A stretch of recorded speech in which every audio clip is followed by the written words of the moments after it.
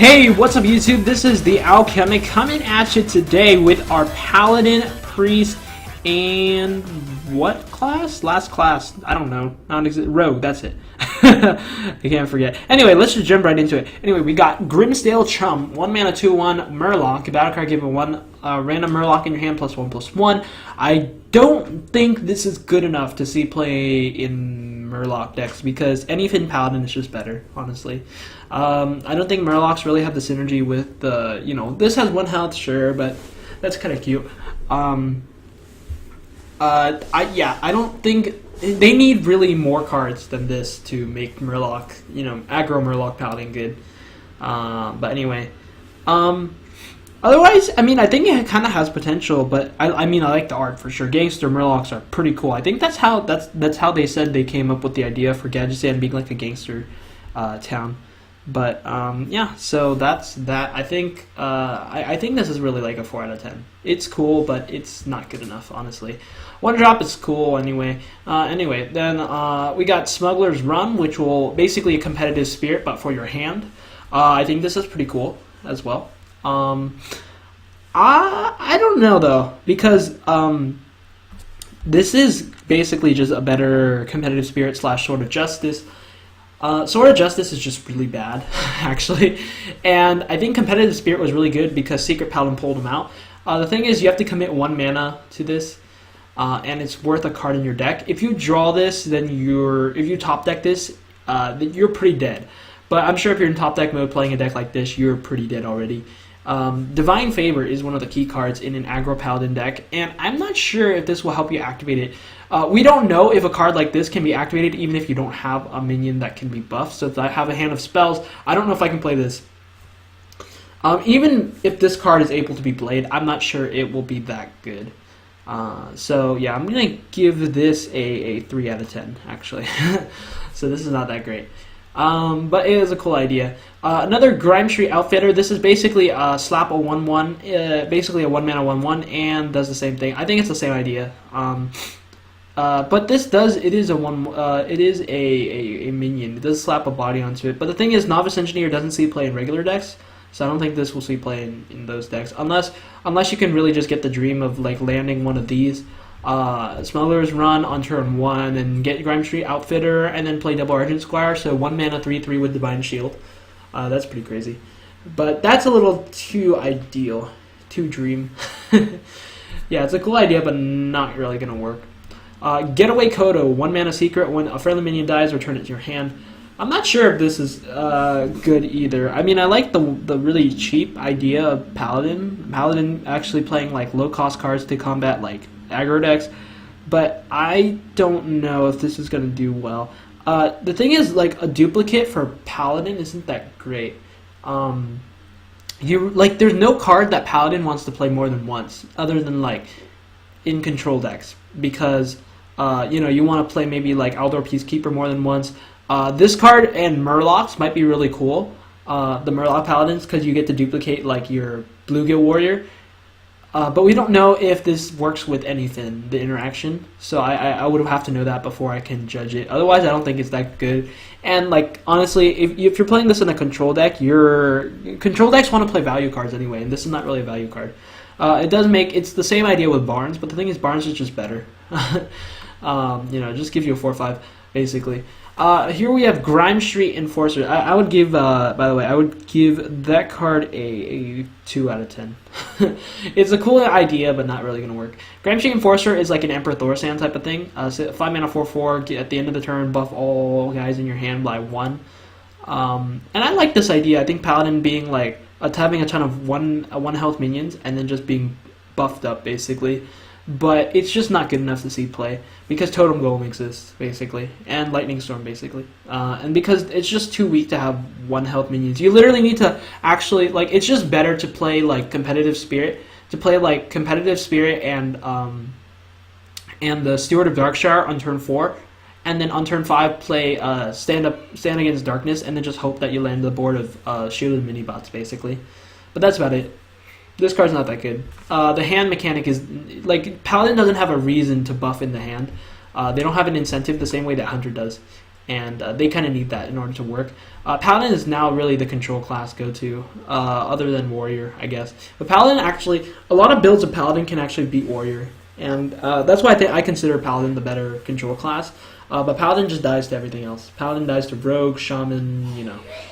Actually, no, I was playing this like. Oh, anyway, I'm not gonna get too off topic, but Paladin, I think Paladin can outlast Warrior, so that's why I actually just think of Paladin as a control class now. It's not really the play on curve that it used to be back when Secret Paladin was a thing. Grime Street Protector, 7 mana, 6/6 with taunt. Give adjacent minions battle Divine Shield. Now, first of all, the adjacency idea is really cool because it actually it forces you some like zoo to position correctly. And that's actually a thing that that RNG cannot take away from the game, is positioning correctly, because players have full control of that, and they actually deserve to lose if they don't position correctly. And it is basics like managing your mana, counting damage, knowing when to push your face. In addition to that, it should be positioning correctly. And I really never learned how to position correctly when I began to play, so I actually lost a lot of like zoo games and stuff because I didn't know how to do it. But yeah, placement mechanic is just good for the game because it's nothing. RNG cannot take that away. OP cards cannot really take that away. And a card like this that gives adjacent minions Divine Shield allows them to trade into. So your opponent knows your opponent can actually play around it. That's what adjacency is good for. Because you can take huge advantage of it. Your opponent can also play around it, technically. But yeah, so this is not. I think it's a really cool card for like Arena too, especially. But I don't think it's good enough to see constructed play. But it's a really cool idea too. I gave it a 7 out of 10 though, because I just really like it. Mean Street Marshal is a 1 mana 1/2 that has 2 or more attack, draw a card. This card is actually going to be pretty good, because if you just land one buff on it, you get to draw a card. And it's 1 mana, so it's like a 1 mana, basically a 1 mana 2/3, let's say. 1 mana Zombie Chow, if you land a buff on it. So, and you get to draw a card, so that's actually pretty good. I think this will be good in the aggro Paladin decks, because they actually need those draws. If this dies, adjacent to a Dire Pack Alpha, which is also good, Dire Wolf Alpha. I keep saying Dire Pack Alpha, I don't understand why. If you land it next to a Dire Wolf Alpha, you'll be able to draw a card, so that's pretty cool. Remember, buffs don't have to always be in the hand, but yeah, this is a really cool idea. This might make Paladin decks pretty good, I think. Next, we got Small Time Recruits. Draws 3 1-cost minions from the deck. This is good because if you're playing, I think it's a good another like basically Divine Favor type of thing. Divine Favor is just better though, honestly. But yeah, I don't know if there's a reason to play this especially in aggro Paladin, because just like if you're committing 3 mana to draw cards, like you don't want 1-drops. You want to actually just get big things like Ragnaros the Fire Lord or something like that. To kill things, you wanna slam your big heavy cost minions down. If you're playing this on curve on turn 3, you're losing a huge amount of tempo when it's just so important for the game. So you're gonna die if that doesn't happen. We got Waker Flame, Burn, Bristol, Divine Shield, Taunt. Damage dealt by this minion also heals your hero. So 3 mana 2/2. So it's 1 mana more than a shielded mini bot, but it also has Taunt.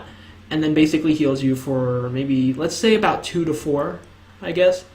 But yeah, if you land buffs on this, that'd be pretty solid. I mean, it's pretty cool. It does have healing, though. I'm not sure what kind of class this is going to go into. More and more of the buff, like aggro Paladin type of deck. That's what we're seeing in Paladin, is more like aggressive, first of all, and then like buff.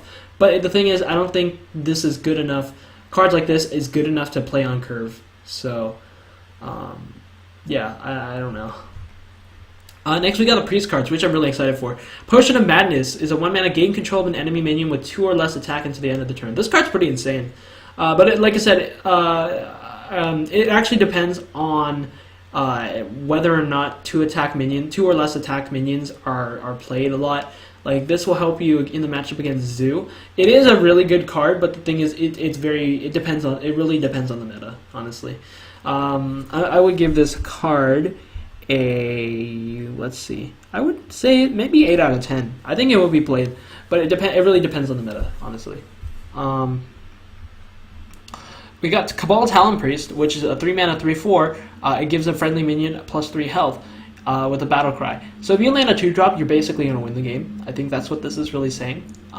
Because Dark Cultist wasn't strong enough, so we needed to give them even more stuff. So I like the idea. It's really cool. It's a really good card though. But yeah, like I said, if you land a 2-drop, you're pretty much going to win the game, I think. Because your 2-drop kills their 2-drop, you win. That's what the idea is. Or you can play Injured Blade Master on turn 2 with a coin or something, and then follow up with Cabal Talon Priest. Would be really good. Because 4 mana 4 attack can take out a lot of things. A lot of early games. It runs over Totem Golems. So yeah, it's really good. I think this card's really insane. We got Cabal Song Stealer, 5 mana 5/5 that silences a minion. This card is also really good. This is literally the best silence in the game. Because a 5/5 that also silences, like Spellbreaker is not really that good. Silence is basically removed from the game, effectively. Earthshock, I mean, is still cheap. Silence and Priest, Purify, Elekegel. But this card is honestly like super flexible. I think this is like an auto pick in Arena, pretty much. And actually, well, 5/5 is alright in Arena, but I think it's actually pretty good. If like Control Priest needs to maybe like silence stuff, this is a pretty good thing. Is it's statted, it's like a pretty hefty cost, like 5 mana. You're basically committing either half your turn in the late game or your whole turn in the beginning to it. But if silencing a card is actually worth that much, we'll see in the future how good it is. I think this card is really good though. I gave Cabal Talon Priest a 10 out of 10, so I think this card's gonna be like maybe a 7 out of 10 actually. Silence seems to be flowing more towards Priest now. Like every deck can't just play Owl, which is what they used to do, and what you needed to do because there are so many death rattles. But now they faded away from that, and I actually like that. We got Pint-Sized Potion, which gives all enemy and minions. It's basically like a reverse Bloodlust. Your opponent, it first of all happens on your opponent's side of the board, and then it subtracts damage instead of gives them attack. And this is really good because Shadow War Horror might have a chance to see play. I don't think... The thing is, though, Priest has so many 2-card combos that are really hard to land, like Circle of Healing, Akanai, and like, Northshire Cleric, Power Word Shield, and Pyro type of thing, and then Circle of Healing. Like, it's really hard to get the 2-card combos, but I think this is going to be really good in Dragon Priest, really, more than Control Priest, because Dragon Priest can then like trade onto the board, and 1 mana is a really small investment.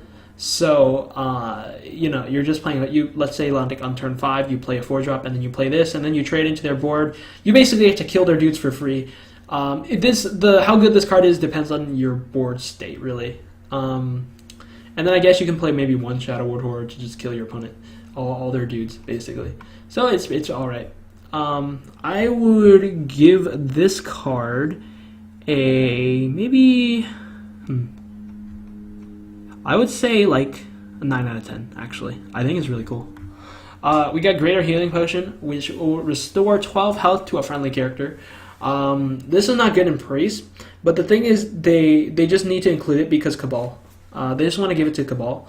And, Mage and Warlock, are now control classes. The Cabal are, control type classes, whereas, Paladin, Warrior, Hunter are seen as more aggro type classes, and then Jade Lotus is just gonna out the anti-control type of deck.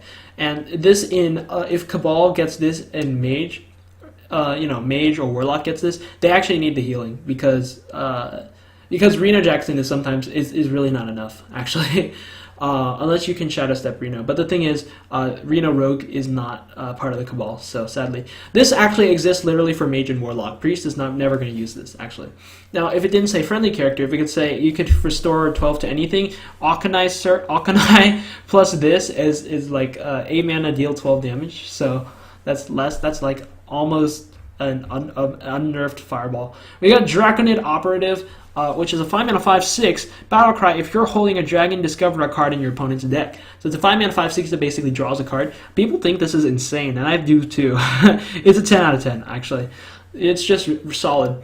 Pit Fighter and also draws a card, and it's a dragon, so it activates dragons. It like fits perfectly into the dragon strategy at 5 mana because you got Blackwing Corruptor, Azure Drake. So you're like your 5-drop Priest has like a solid 5-drop slot now. At least Dragon Priest do. So yeah, this card's really good. This card's actually just insane. The stats are really good, right? And the effect is just really good because drawing cards is good. So yeah, this card's going to be played in Dragon Priest for sure. It activates Dragon Dudes. Mana Geode. People are thinking this is the new 2-drop. Anyway, yeah, 10 out of 10. I forgot to label. Greater Healing Potion. I think I'm going to say it's like a 3 out of 10. So anyway, Dracodid Operative is 10 out of 10.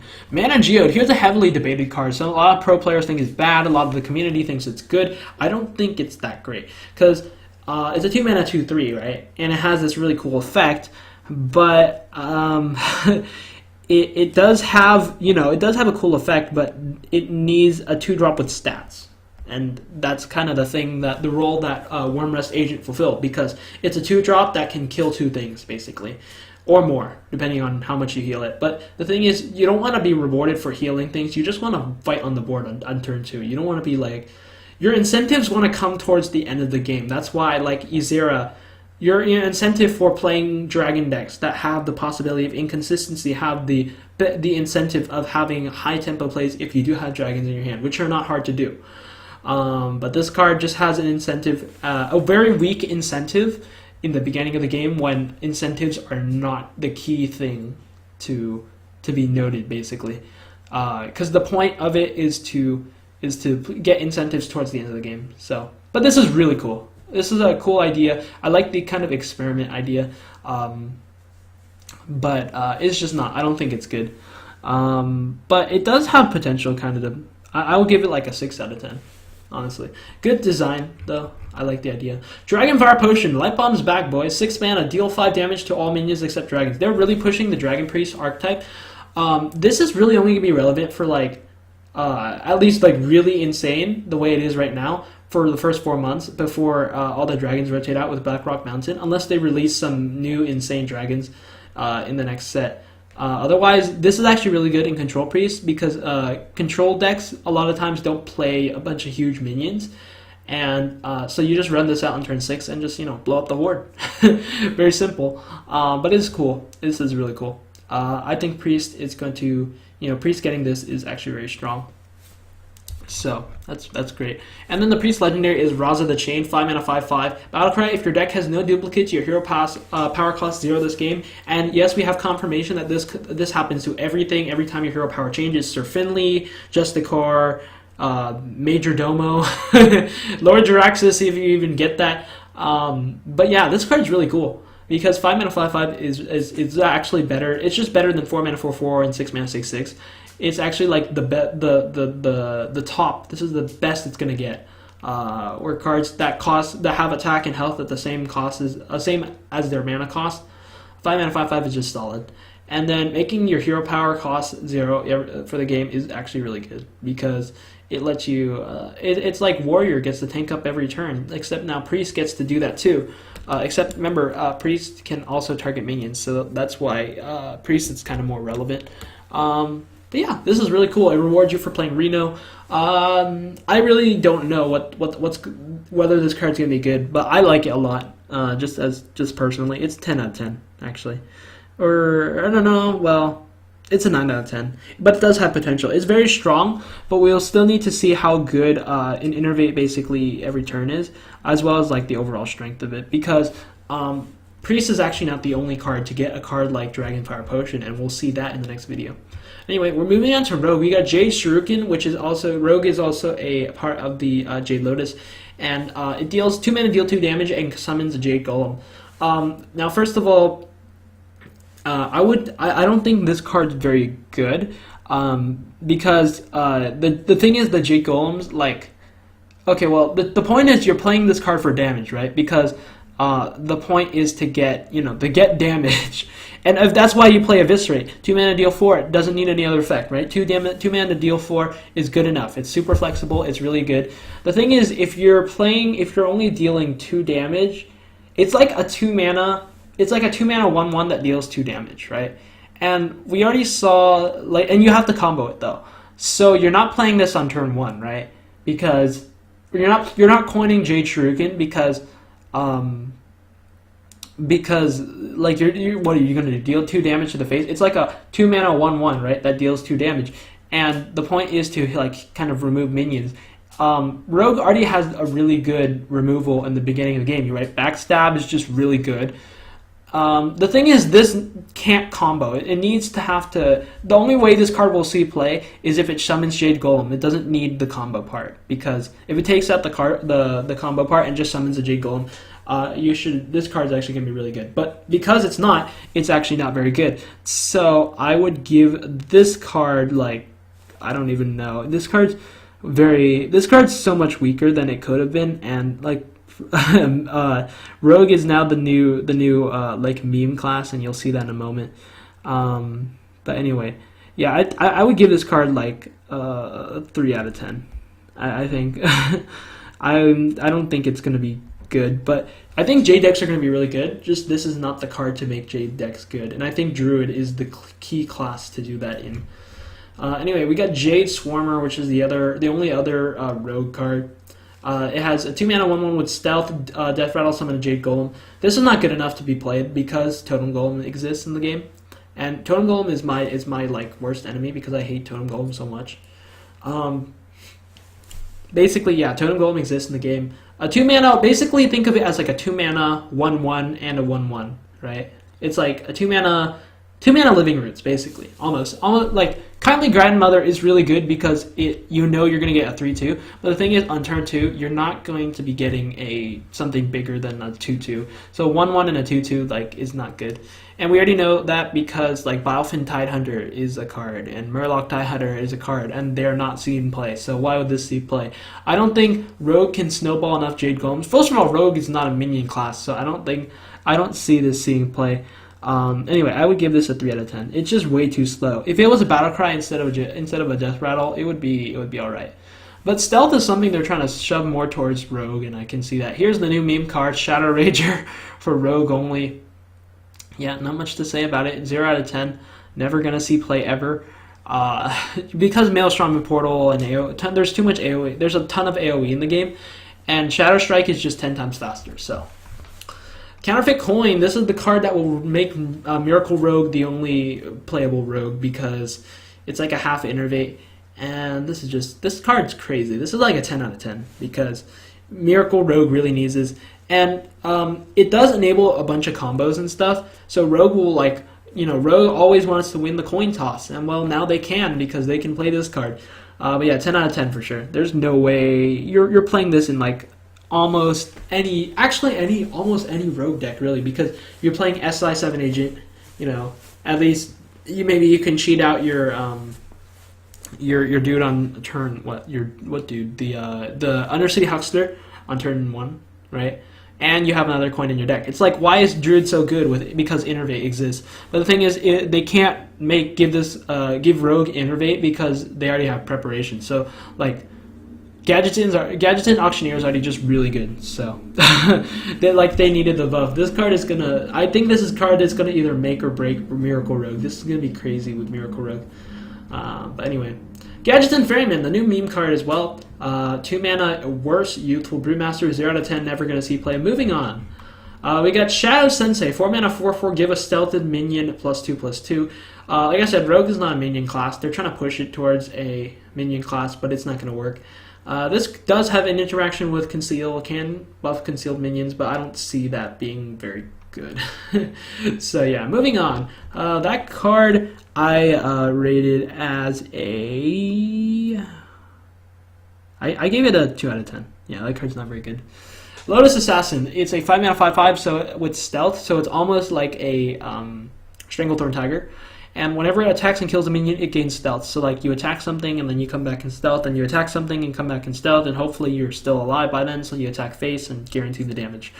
Like I said, Rogue's not a minion class. They really just need weapon buffs and blade flurries, and like why did you nerf blade flurry? You're already taking out Tinker Sharpsword Oil. So I really like Rogue though. like actually, while Mage might have a huge burst, and Druid had Force of Nature Savage, which was pretty degenerate, and Mage is known to be kind of the more bursty class. I think Rogue did need to make our Tinker Sharpsword Oil standard. It just needed to stay, but it didn't. So now Rogue is bad. Welcome to the meme class. And we got Lucky Doe Buccaneer, which is a battle cry. If your weapon has at least 3 attack, gain +4/+4. 6 mana 4/4 or 6 mana 5/5 is really bad. It forces they're literally teasing you with this. They're like, Rogue, you have to play Deadly Poison and then land a 6 mana 9/9 only or just to get this, and you need to not attack with it. But the thing is, Rogue just doesn't have enough weapon buffers. You got Buccaneer and then you have Deadly Poison. That's about it. Poison Dagger's never going to see play. So this card's really bad. Yeah, I'm going to give this a 1 out of 10. It's just too understanded for the cost, and it's way too conditional. Forces the Rogue to, play out of what they want to do. Anyway, we got Shaku the Collector. This card's really bad. 3 mana, 2/3, really understated. Stealth is really bad. Whenever it attacks, it basically triggers Huckster. And this is in the wrong class because this needs to be buffed by this could be a 3 mana 3/4, and then maybe I would really see it. I think this card would be really good if it was a 3 mana 3/4 with Stealth. But this needs to be in the Grammy Goon class. This needs to be buffed at least +1/+1 in order to actually be relevant. Even a 3 mana 3/3 would be good, but a 2/3 is just too underwhelming. Totem Wall exists in the game. What else can I say? So anyway, that's this video. I'm really looking forward to the Priest cards because we like seeing Priest as a meme class, and now hopefully it's about to leave that tier. And I'm really excited for the Priest future. But yeah, Gadgetzan's a really cool expansion, and I'm gonna review some more cards. Thank you guys so much for watching. Be sure to like, comment, and subscribe. We're gonna be hitting the Shaman, Warlock, and Warrior cards in the next part, and then neutral cards after. Thank you guys for watching. Like I said, check out those parts, and I will see you in the next video.